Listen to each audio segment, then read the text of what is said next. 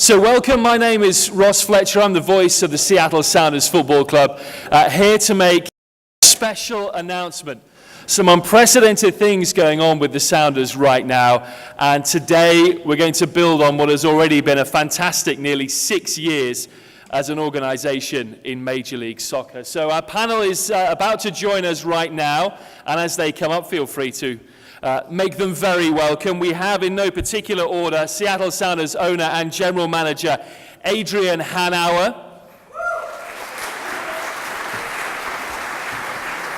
Joining us also this afternoon is the Sounders head coach, leading Seattle already to a US Open Cup trophy and potentially more this year, Sigi Schmidt.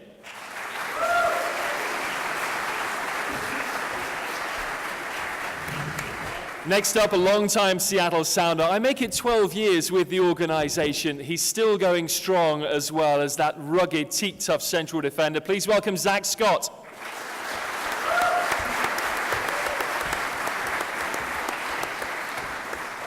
A relatively new member of the organization who you'll be hearing a lot more from as this afternoon goes on, Andrew Apokowitz.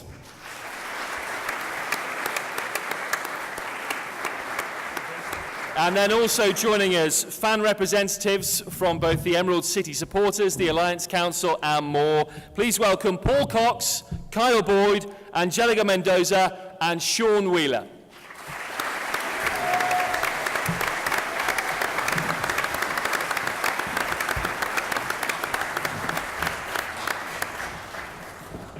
So again, thank you very much for being with us. And as I say, we're about to hear some unprecedented things moving forwards in the Sounders organization. And with that, let me turn you over to Adrian Hanauer. Thank you. Can you hear me?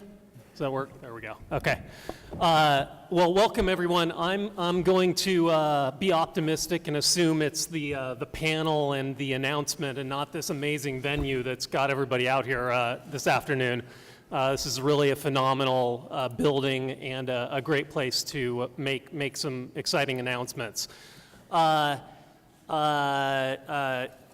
This is another historic day for our club, for Seattle Sounders FC.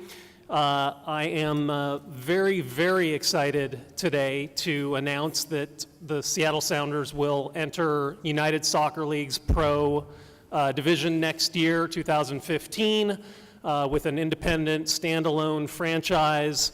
We're very, very excited for this development in our evolution. The team will officially be called Seattle Sounders FC2. You'll hear a bit more about that later today. And the team will play at Starfire Sports Complex in Tukwila, Washington, our current home, and for the training for the first team. We're very excited about that.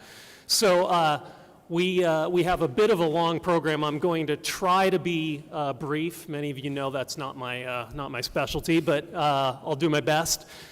Before I go on a little bit, I want to just recognize a few people.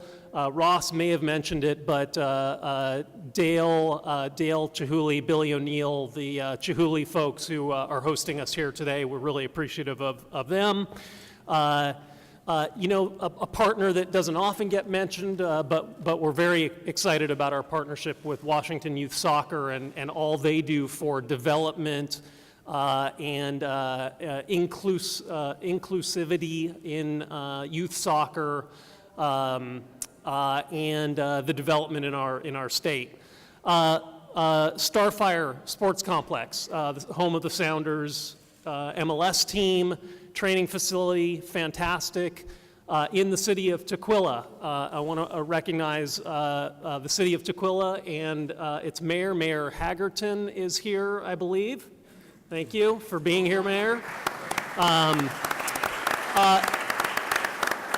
And most importantly, no offense, Mayor Hagerton, the staff of Seattle Sounders, because this has been a monumental task. Launching a franchise is a big undertaking, and everyone's pulled double shifts and double duty to try and get ourselves organized for today and certainly beyond today. Just a few brief comments. This is a fantastic time to be involved in soccer in North America, in Seattle for sure, in the Puget Sound, but in North America generally. Coming out of the World Cup and the successes of the U.S. national team, and the unprecedented passion and attention that the sport garnered here in the United States. Just a great success. Major League Soccer generally, and the expansion, teams coming in next year in New York City, a second team there, and in Orlando, Atlanta following in 2017. The general just improvement in the quality of the product, the game on the field. We believe it's improving year after year after year. We don't see anything stopping that in the near term as we aggressively try to challenge some of the top leagues in the world and continue to develop our domestic game and the game internationally. The fan culture, development of fan supporters groups, the passion, the energy, the commitment they bring to the buildings, the atmosphere that they create for the rest of our fans, and for the players. Just a tremendous growth and evolution in our league, and not last, but certain, well, not incidentally, but a massive piece of the puzzle is development of young players. And that's a big part of why we're here today. The development of academy systems over the past 5, 6, 7 years in Major League Soccer, along with youth clubs all over the state and the country, huge part of the continuing development of soccer of our club, certainly nationally, internationally, of course, as well. And how does this USL team fit into this? Well, until now, we did have a bit of a gap in our development. We, if you go around the world, a lot of people will say that our 14, 15, 16, 17-year-old players are as good as anywhere in the world. But at the age of 18, 19, sometimes there starts to be a bit of a gap between our players and players in other parts of the world. And, quite frankly, that's because at 17, 18, players in other parts of the world are entering into professional franchises, professional environments. They're playing soccer 365 days a year, sometimes training twice a day, certainly completely focused on the mental piece of the game, the tactical, the technical part, nutrition, and what it takes to be a pro. Don't get me wrong. We have a system today that is also a way for players to develop, and a lot of them go through the university system. And there are a lot of great examples of players that have come out and succeeded hugely through the college system. The guy sitting next to me is one of them. Zach went to Gonzaga, got his degree, math degree, started working for me doing some accounting work in one of my other businesses as he worked his way up from through the USL system, and has become a huge part of Major League Soccer and the Sounders' success. So there are different ways for players to develop. But we feel like this is one of those ways that was missing in our arsenal. As a quick aside, I just got back from a trip to the Middle East and Europe, and the Sounders are alive and well in the Middle East and Europe, at least for this trip. They look to us as leaders. It's really interesting how things have shifted in my years of being involved in soccer. And it used to be that people were just looking at us as leaders on the business side, but they look at us as leaders on the soccer side now as well, with innovative ideas and a working relationship among owners in this league to make sure that the game grows for everyone in this country. And that isn't always what you see in the rest of the world. It's more of a dog eat dog, everyone for themselves sort of environment. So, they're looking at us and seeing some really good things happening in the development of soccer. So we're here to celebrate another step in this evolution. You're going to hear some exciting things later in this discussion.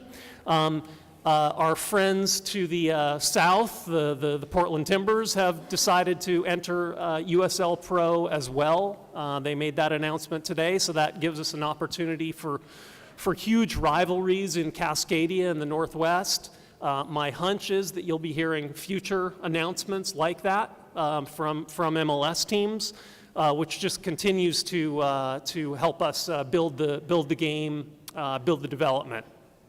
And finally, this project is the culmination of really several years worth of work. I sit on something in MLS called the Competition Committee.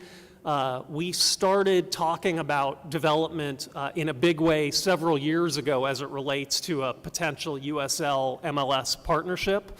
It took a while to get there.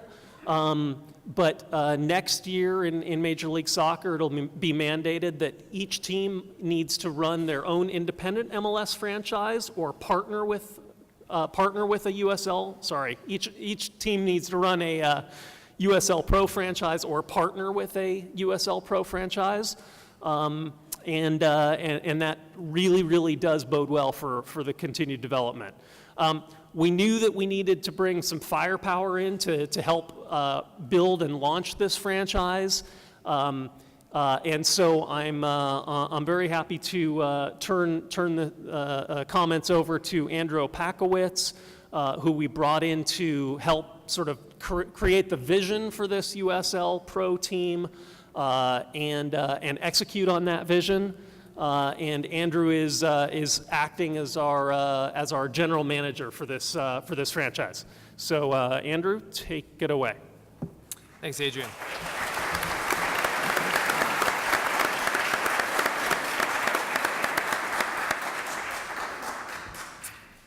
Thank you very much, Adrian, and thank you to all of you for being here today. It's a great honor for me personally to be involved in this organization, which sets the bar really high for Major League Soccer and soccer in North America. And I think that what we have to announce to you today is another good example of that. It's been a couple of months of really hard work. A lot of people in the office wearing multiple hats, and a lot of people outside of the office doing a lot of work to realize today as our launching point. And I want to just take a brief moment to thank three people from the office in particular who really have stepped up and done some tremendous amount of work. The first is Maya Mendoza, who's with us today and recently welcomed her new daughter, Atia, to the Sounders family.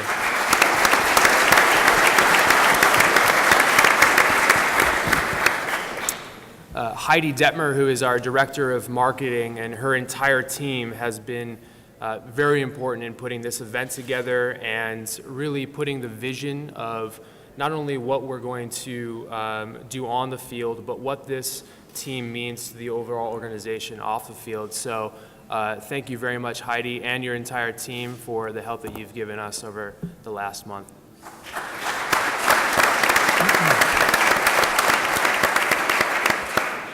And then lastly, Lauren Wojcicki, who has put this entire event together today. And I think that we've never had an event at Chihuly Garden and Glass, which seems like a shame. So when we came to Lauren and the Chihuly folks and said, we want to have this here, she really stepped up. And everything you see today is her working with the Chihuly folks to make that a possibility. And I think that everyone can agree this is a pretty spectacular setting for what we think is a spectacular announcement. So thank you very much, Lauren.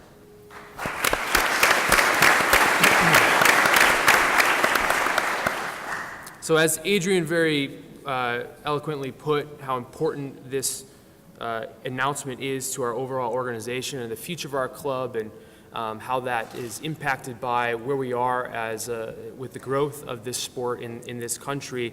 Clearly, what we set out to do with this second team is to create a competitive environment of meaningful matches throughout the season that will be really, really important to developing our young athletes, as well as giving first team guys who aren't getting enough minutes at the first team level currently the opportunity to stay sharp, stay fit, recover from injury.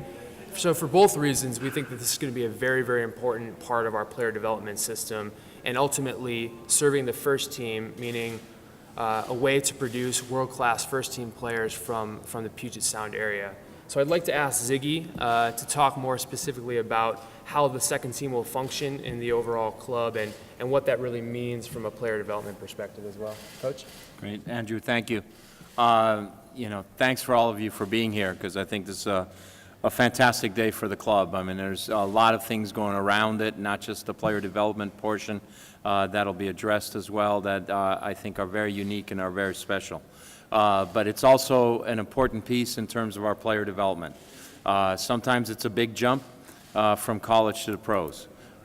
Sometimes it's an even bigger jump from the academy to the pros. And being able to have our own USL team and our own second team here, it bridges that gap, and it gives us those opportunities. You know, I see Lamar Nagel lurking in the background, and many, many years ago, when Lamar came to us as a college player and tried out for our team, and we didn't feel he was quite strong enough at the time, we had to send him all the way across country to Charleston. Okay, well, we don't have to do that anymore. We don't have to send him across to Charleston.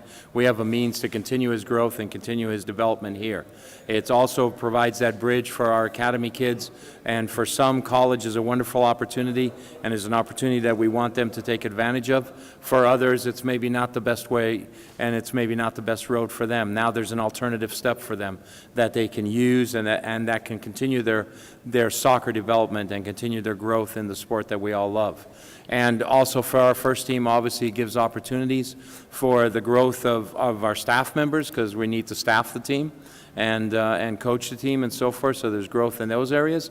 But also for the players then, as they're coming off injuries, or if they're not getting enough playing time with our team at the moment, for them to get sufficient playing time to stay sharp, to stay involved, to be ready for the next opportunity when they get the chance to step on the even bigger stage of stepping onto the field at CenturyLink.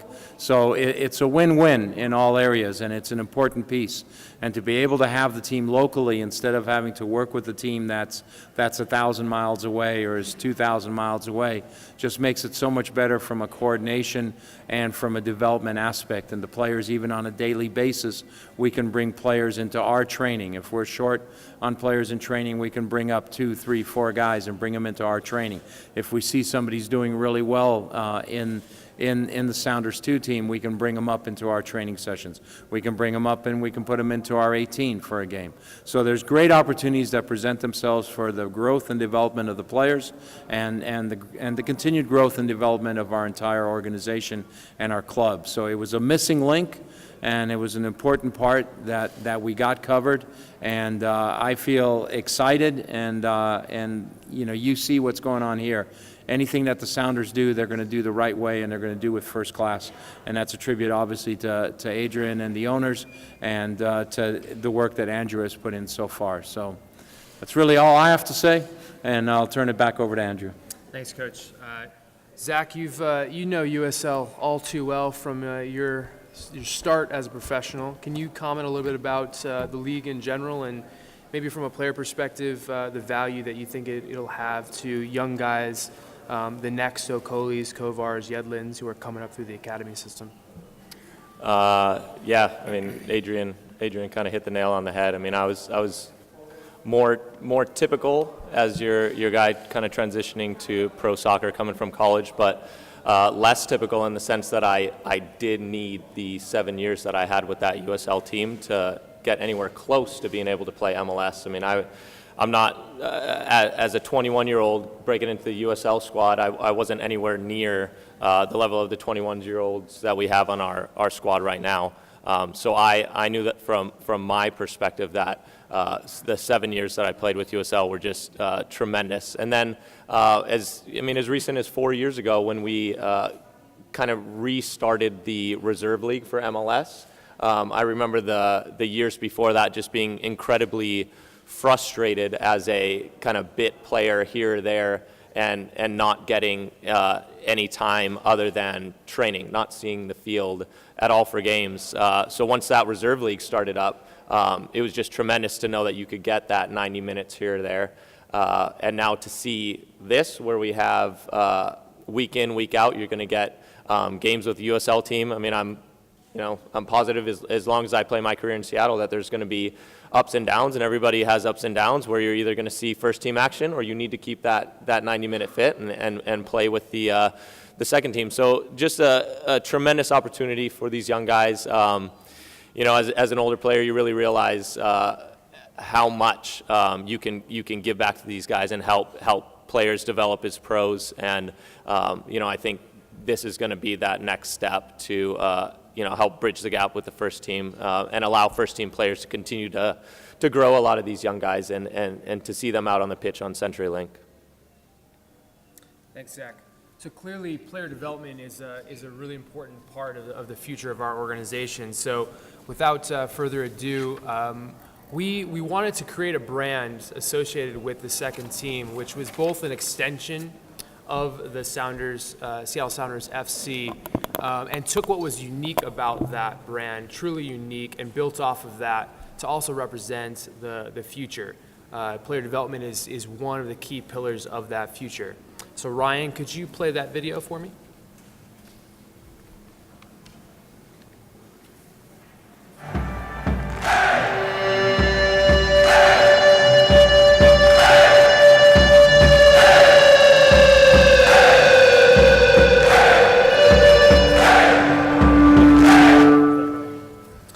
So let me introduce you to S2, courtesy of Wexley School for Girls and Michaela Wagner. And those are two examples of people who have worked tirelessly to make this possible as well. So we want to thank them for their work.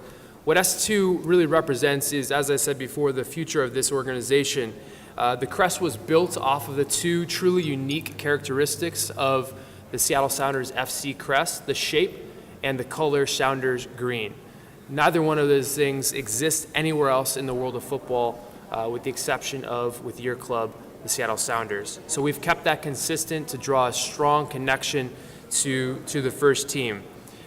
As many of you know, that club crest is built from three parts. The green shield with the space needle, which represents the players, the blue base shield, which represents the fans, and the banner, which is the club that binds them. So moving into the future, obviously the player focus will be on development, as we've touched on. And we now want to move into the community focus, which is going to be the future of our fan piece, community involvement. And without going into too much detail, I want to turn it over to Adrian and our special guest to tell you what that's really all about. Thanks, Andrew. Well, as many of you know, as probably all of you know, we like to include our fans in just about everything we do. Joe Roth, myself, the ownership, truly believe that we are just stewards of this franchise for our fans, for this community. Whenever, whatever, however we can involve fans, make them stakeholders, make them feel as much like it's their club as it is our club, we're happy about that. We've had our Alliance Council for the past 6 years with the MLS team, the MLS club that has helped us do that, meeting regularly with that group to discuss the way we run our business and allowing that group to vote on certain issues within our organization. We feel as though we've taken this new team, Sounders 2, S2, to a new level.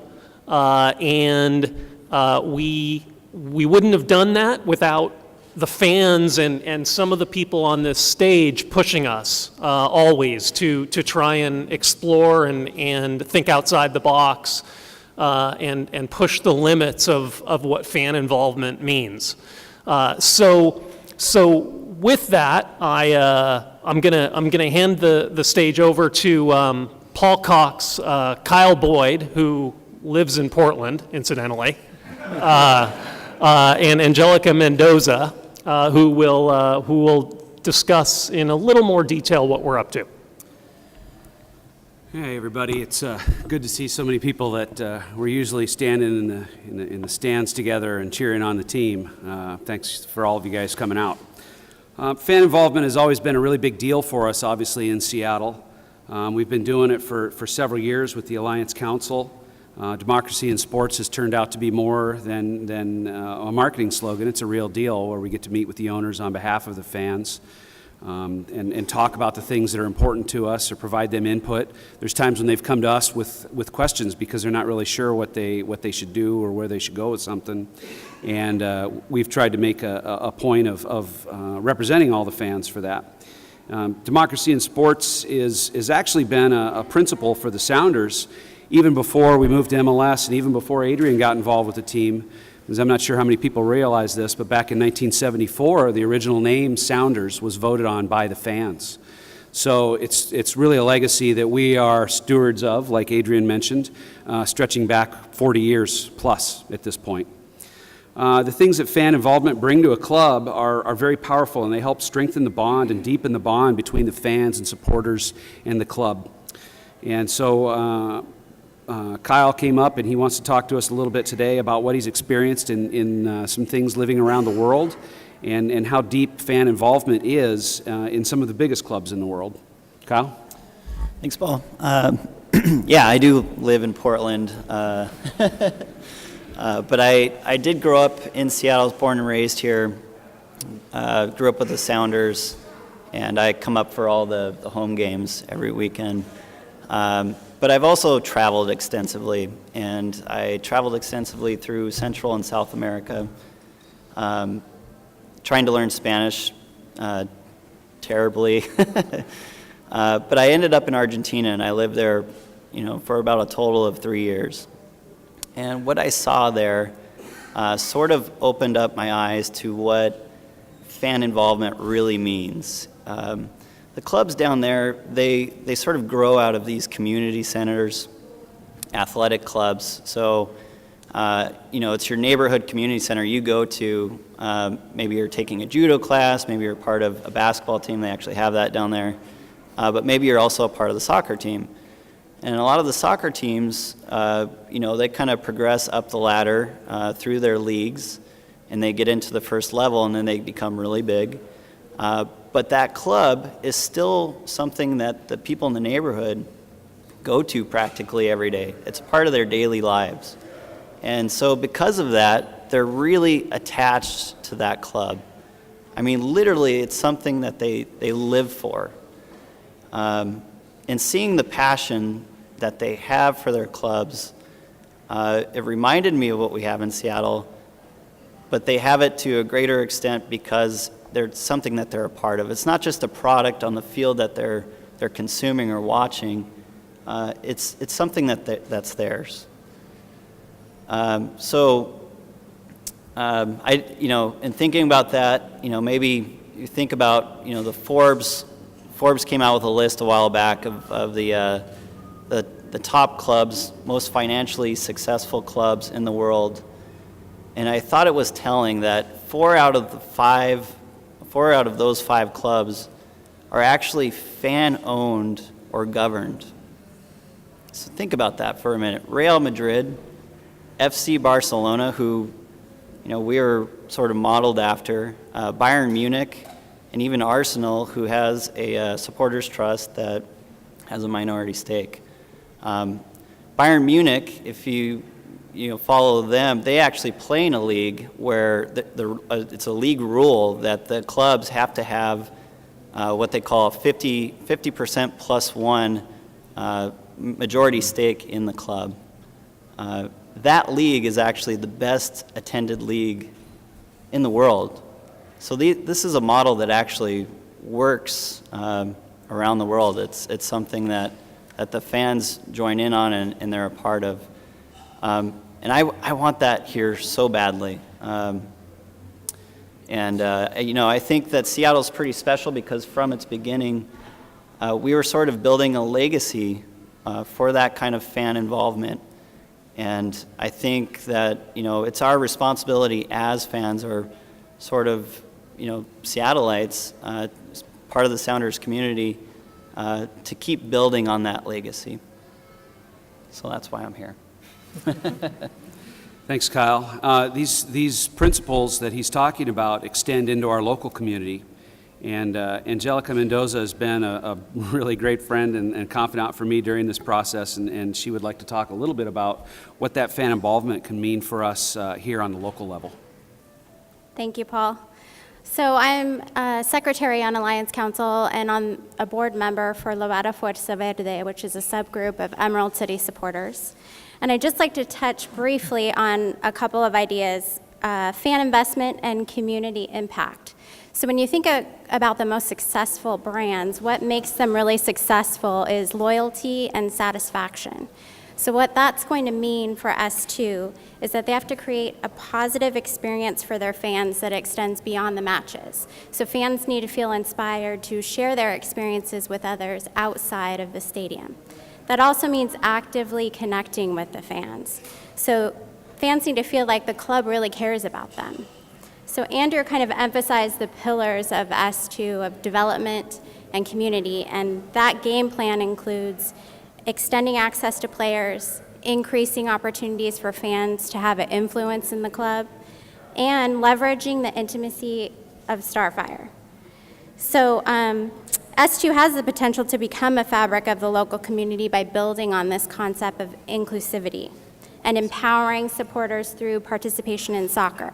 So when you think about participation, it's actually just sharing. There's many ways to do that. You can actually play soccer. You can be a spectator. You can be a season ticket holder. And the group that's really growing over time are these fans that really want to have an investment in the future of the club. So many fans dream of actually being part of the club. Rather than just a simple spectator, they want the team to win and to prosper and exceed financially, and they need assurance that owners care about winning just as much as profiting. So invested fans care about access to soccer and service to the community, and that impact is greatest with innovation and collaboration between the club and its supporters. S2 has its eyes set on that future and has the potential to build a future that's really built around fan loyalty and fan engagement. So I would like to pass the torch back to my friend Paul to talk a little bit more about exactly what that means. Thanks, you guys. So, like I said, we've had the Alliance Council here for a number of years, which is a way of giving all the fans and supporters who hold season tickets a say in the operations and management of our club. And now we've decided to create something new for even deeper involvement. We're calling it the it's the Sounders Community Trust. That's all I've been thinking about for the last couple of months. You'd think I'd remember the name. The vision behind the trust is to find a way to strengthen and deepen this involvement for us, the fans and supporters within the club. So we have a little preview of the trust's identity, and we have a little video to play that has our logo.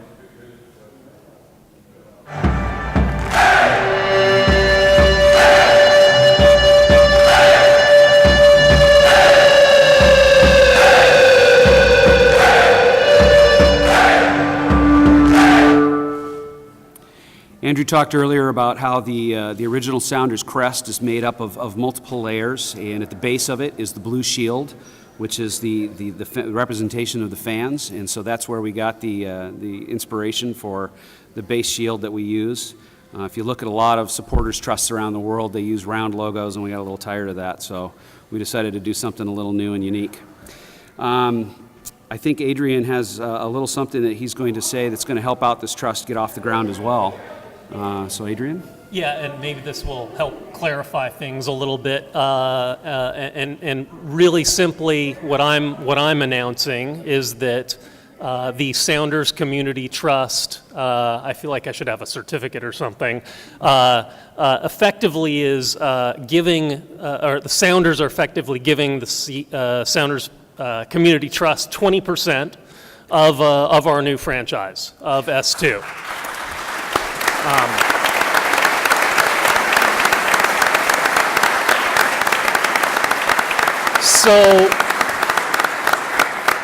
So again, this is sort of the next step, the next evolution of fan involvement, of holding our toes to the fire, of making sure that the S2 ownership is well looked after.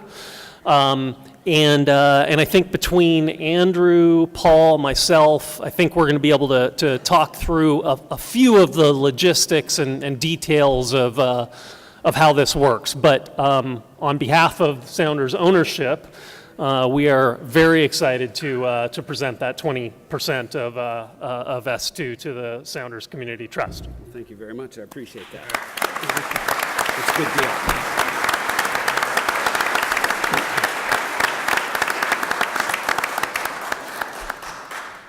Well, obviously that's a pretty big deal for us to actually own a share of the club.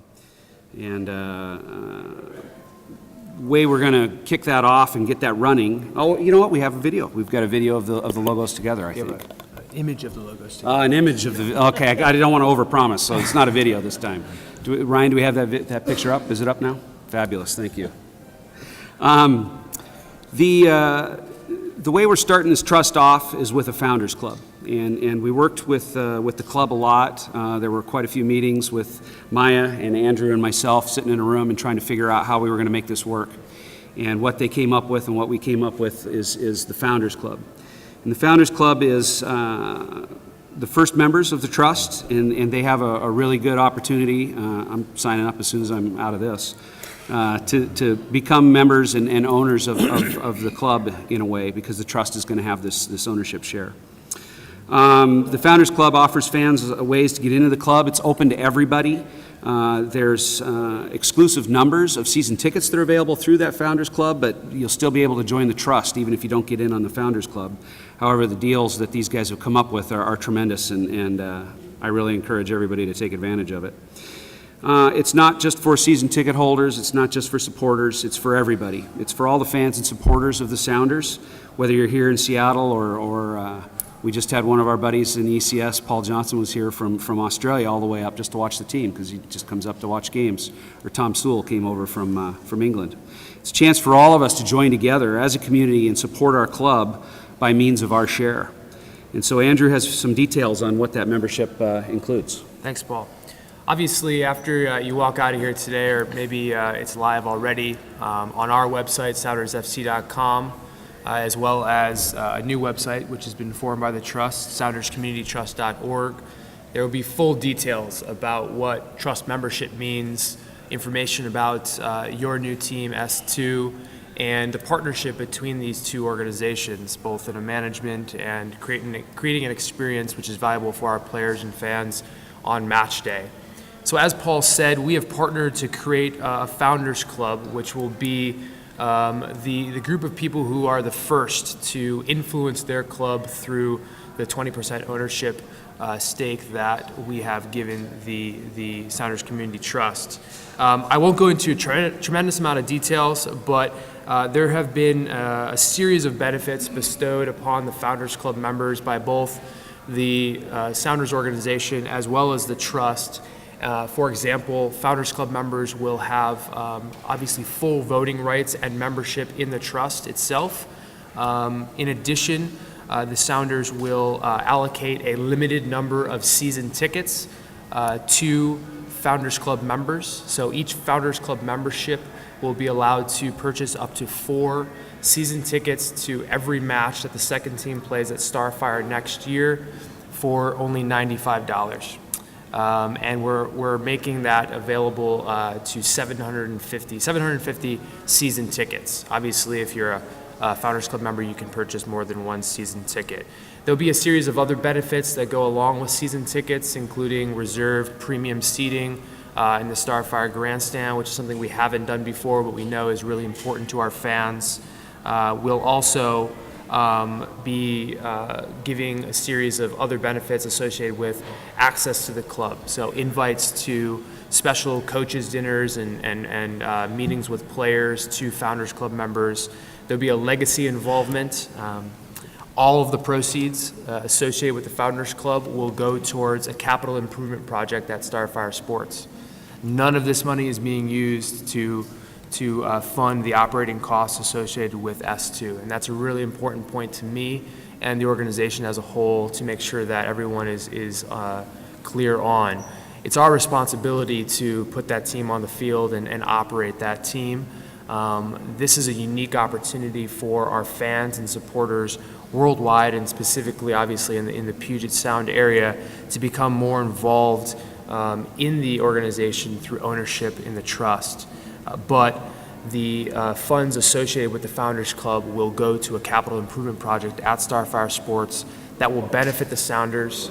It will benefit Starfire and every individual that goes through that fantastic facility, and therefore the overall greater Seattle soccer community in general. That's very important to us. So there'll be a legacy piece. Founders Club members will have their name on that building, that capital improvement project, for the rest of time, on either a brick or a plaque to be determined. There'll be discounts on the lifetime of that season ticket. So whether it's year 2, 3, 4, 5, Founders Club members will get discounts on those season tickets, in addition to discounts on other Sounders associated merchandise. And then lastly, there'll be a series of family benefits. A lot of our fans have families, and they want to be able to pass this ownership on to their children, as well as provide a unique atmosphere for those children to really grow up in the shadow of players like Zach Scott and DeAndre Yedlin. So there'll be a series of benefits associated with family members being able to pass on experiences to their children as well. So as I say, the full details of that Founders Club membership are on the website, and that will go live today with a limited number of season tickets associated with it. Adrian, anything you wanted to add to that? I think so. Okay. So we have a couple of additional really exciting announcements, and I'm going to invite my friend Sean Wheeler from ECS to join me in making this next one.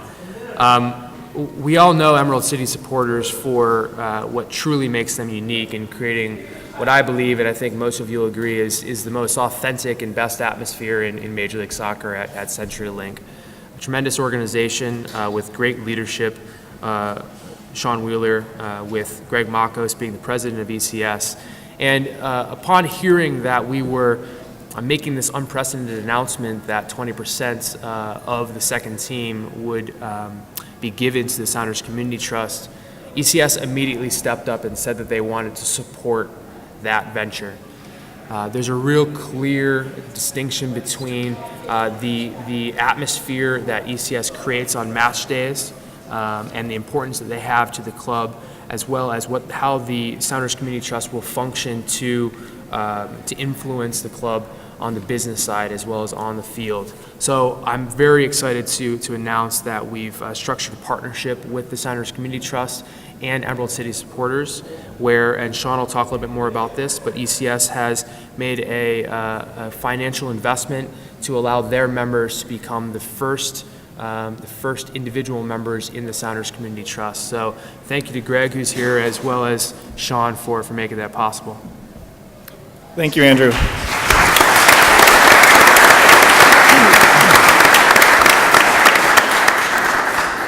And also, on behalf of the Emerald City supporters, thank you to Adrian and Paul and Andrew for all of your guys' hard work over the past few months of making this happen.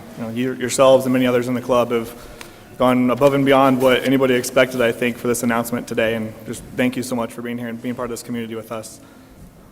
First of all, TCS is very proud to be able to stand here and say today that we're going to be part of the ownership group along with the Sounders Community Trust of this S2 team.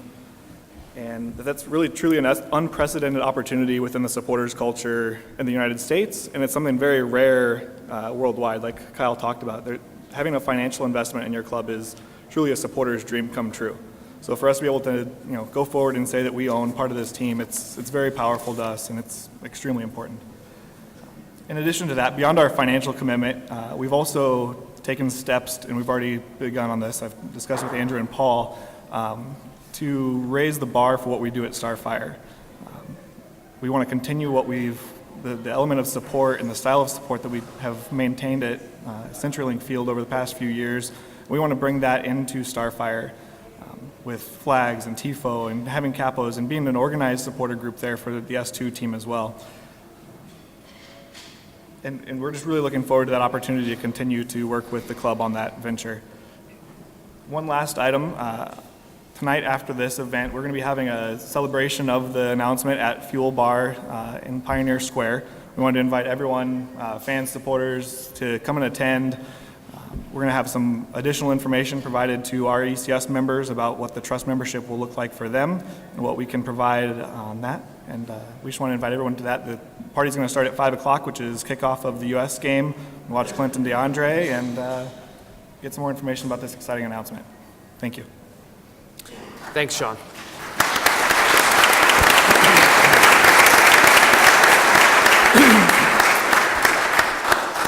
So I'm sure people are very interested in learning more about membership, and as I said, SoundersFC.com and SoundersCommunityTrust.org are the places to go to get the details on that, in addition to being able to sign up for the Founders Club immediately following this press conference. We're really excited to have ECS involved, and I think that strong partnership between ECS and the Sounders Community Trust will be really important. This is truly a group which is inclusive to everyone, and we want this organization to be the voice of a true democracy of fans and supporters worldwide in the Puget Sound area who want to have an influence on their club and want to experience ownership through the Sounders Community Trust. So obviously we're going to have some time for Q&A afterwards, and I'm sure you'll have some questions about that in particular. But since we're talking about membership and how you become a member, I want to kick it over to Angelica and Kyle to actually introduce the first member of the Sounders Community Trust and first founders member to our organization. All right. So what we have sitting here, this is the very first membership.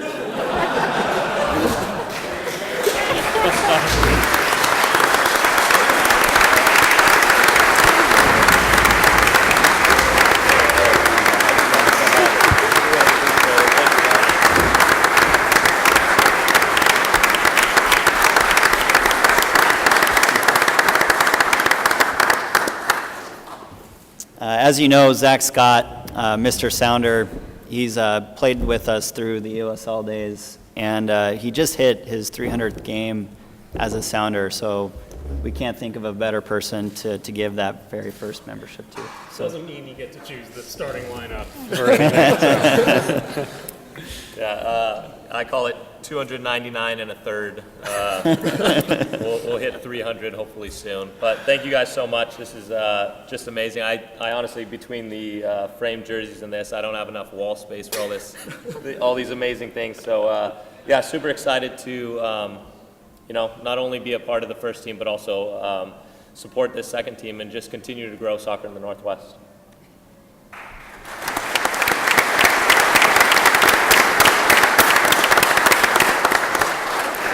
Thank you to all members of the panel. We'd like to open up now for questions from the floor from our assembled media. If you'd like to throw your questions here and who it's for, we'd love to hear them. Don Ruiz.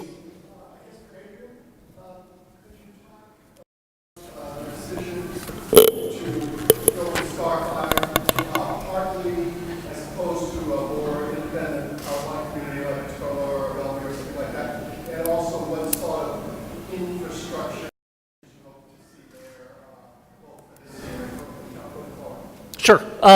So, look, Starfire was always our number one choice in terms of soccer development.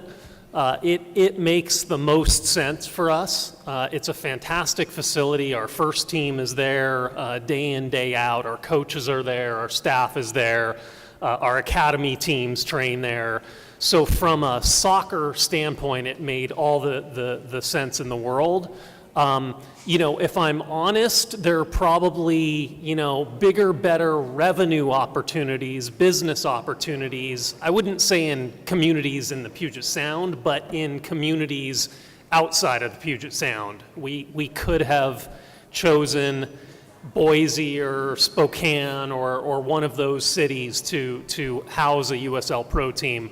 There would have been benefits to that as well. But from a pure development standpoint, which ultimately we decided was going to trump anything, Starfire was there really was no other decision. And part two, yes.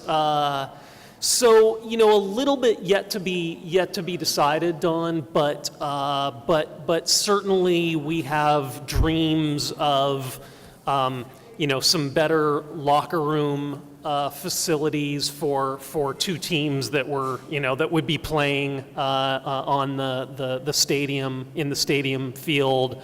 I have this hunch, hopefully I'm not speaking out of turn, but I have this hunch that improved concessions, bathrooms, storage, things like that could be of priority. And then finally, our sort of dream scenario with everything falling into place, as Andrew mentioned, this Sounders Supporters Trust funding could potentially go towards building out a very cool place for Supporters Trust members to enjoy the game from and sort of call their own territory and their own home. But that'll be a work in progress with our friends at Starfire and as we figure out exactly what the needs are.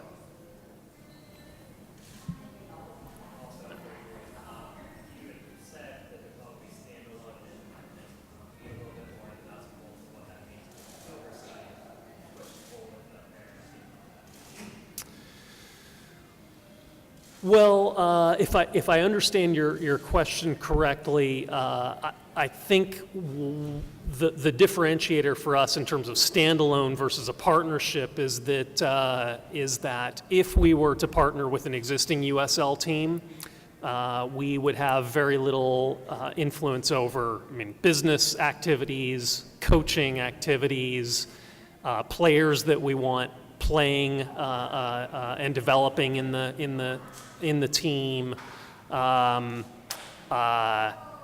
scheduling. The list goes on. We basically would have been allowed to potentially loan some players there and then hope that they got good development. The controlling our own team again was really the only option for us. Again, as has been discussed, this is a great opportunity, to maybe bring a player back from injury, keep a veteran sharp, but for me, first and foremost, it's a way to develop young players and get 16, 17, 18, 19, 20-year-olds, 20 to 35 games under the lights, with fans, with atmosphere, with pressure, with playoffs on the line, with win bonuses, with that environment that teaches a player how to prepare for playing in CenturyLink in front of 40,000.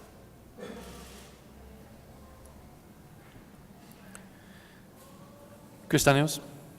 What are the startup costs involved in this? Is there an expansion fee with USL, or how much money is out of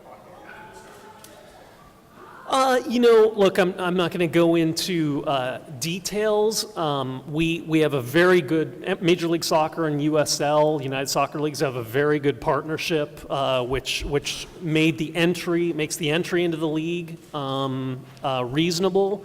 But we anticipate investing millions and millions of dollars in this over the years.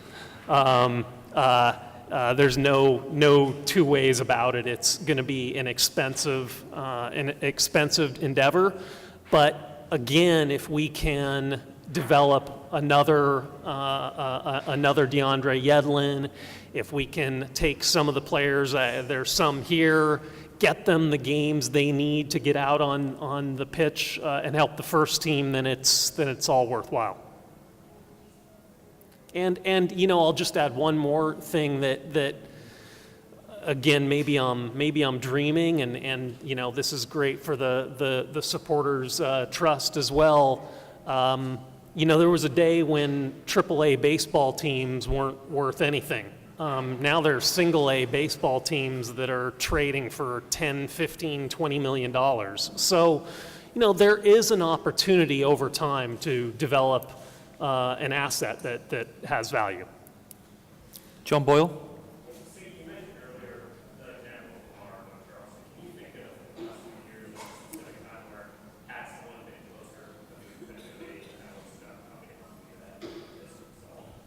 But certainly, just an example maybe from this season with an injury that happened earlier, and he's standing in the back as well, Damian Lowe. So he had an injury, had surgery, he's trying to come back from that injury, and surgery gets cleared to play, but then we really don't have any games for him to play in, so it's all about practicing, and finally we got a reserve game that he was able to play in. If we have this team available to us now, his rehab, once he's cleared to be able to participate in games, now we can get him up to snuff in games, and so it's hard to say at the end of the season, throw a player of even his caliber out there and saying, all right, son, here's your first game, it's going to be in the playoffs. That's not exactly where you want it to be, but now if we had this team, which we will next year, and he's got 3, 4, 5 games under his belt there, then throwing him into that next game at our level is then a much easier task for him and a much easier task for us as a staff, coaching staff. And so from the development of players and other examples, you look at Sean Okoli and you look at Aaron Kovar this year, who are 2 talented academy players that we signed. What a great situation it would have been for them to get games on a regular basis with the Sounders too, and continue to have their growth and development. Their training was with us. They could continue to have that, and they could also get the games, and that's the best of both worlds. And so the development's going to go faster, and the opportunities are going to become greater for them. Jeremiah Roshan? Sorry, can I just throw one more name out there, because I see him back there. I see Michael Azira back there. Michael, how many years at Charleston? 2 years. So another example of a good young player who's come in, cut his teeth in USL, had 2 very good years. We did a deal with Charleston to bring Michael here, and he's stepped in and done exceptionally well when called upon this season.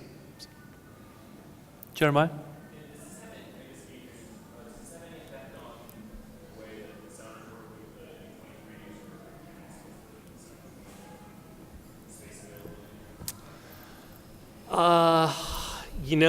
Jeremiah, I think we were just trying to get through today's announcement. I haven't sort of thought through that piece yet. It was sort of one thing at a time. So I'll talk to you about that tomorrow.